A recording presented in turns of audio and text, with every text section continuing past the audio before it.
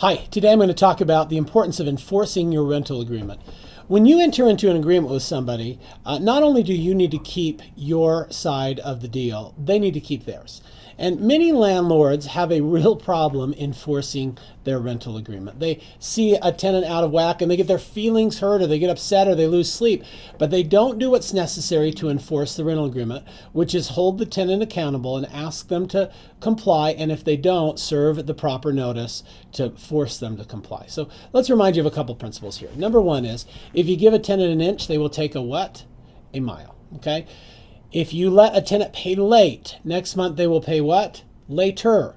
So you cannot let tenants push you around or walk all over you.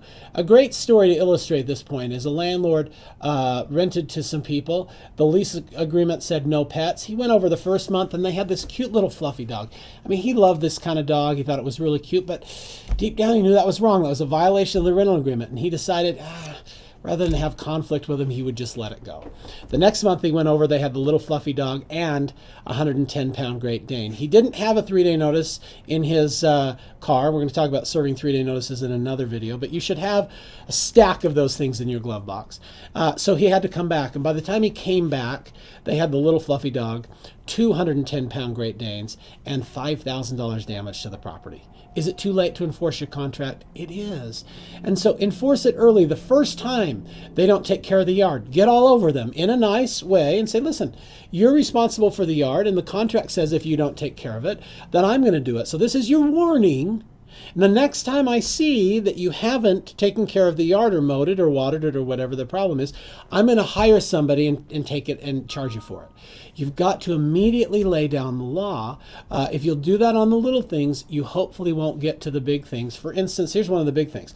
They move someone in without your permission.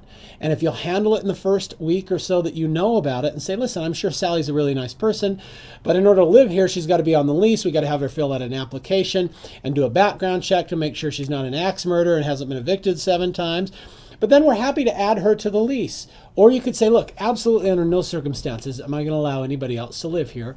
I'm sure Sally's a nice person, but she's got to move.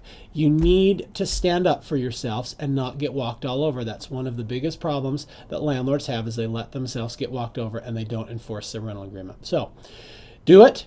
And if you don't know how, watch the segment on serving 3-day notices and we'll show you how to do that.